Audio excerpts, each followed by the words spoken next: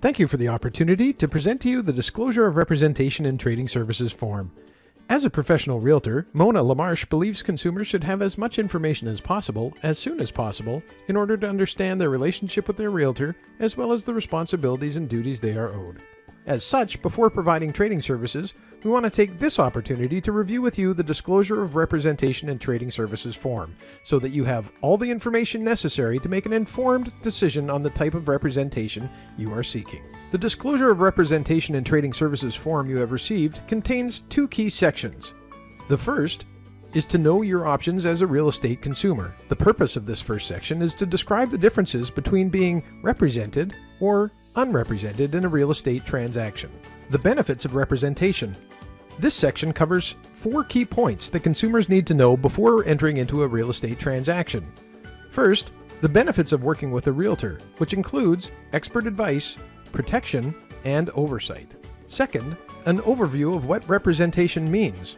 For example, as a client, you as the consumer has engaged a realtor to provide services on your behalf.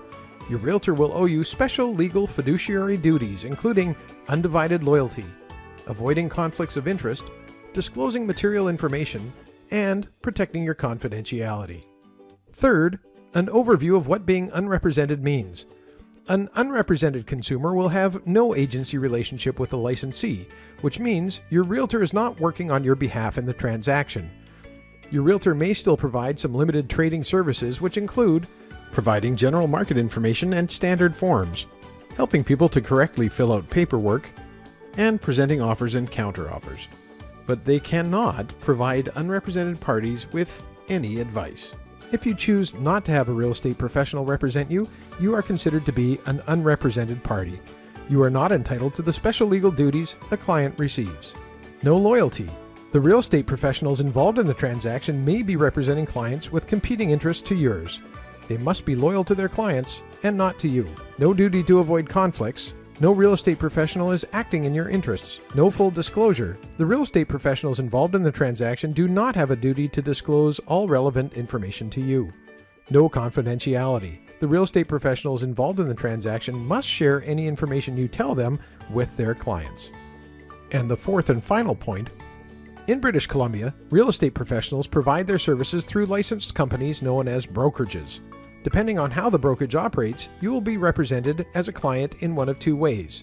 Most brokerages in British Columbia operate under designated agency. In designated agency, the relationship exists between the client and their designated agent from RE/MAX West Coast. Should other parties or parties to a potential transaction be represented by another real estate agent within the same brokerage who is not your designated agent, there is no conflict, as each real estate agent will be in a designated agency with their respective clients. Only your designated agent owes the fundamental agency duties to you as a client. Your realtor will not share your confidential information with others without your permission. In the event that a realtor has a relationship with a buyer and seller, or a tenant and a landlord, the realtor must not represent either party unless they have obtained written consent from all parties. If this happens, a realtor can provide a referral to another designated agent who can provide the client with an agency relationship. The purpose of the last 2 pages of the Disclosure of Representation in Trading Services form is to document that the disclosure has been made to you, the consumer, and it includes a mandatory checklist and name signature field that the licensee will complete. It also includes an optional checklist and name signature field that may be completed by the consumer. Our brokerage requires that any time we're providing trading services, the form must be completed by the consumer. In order to make an informed decision on representation, please ask Mona any questions you may have.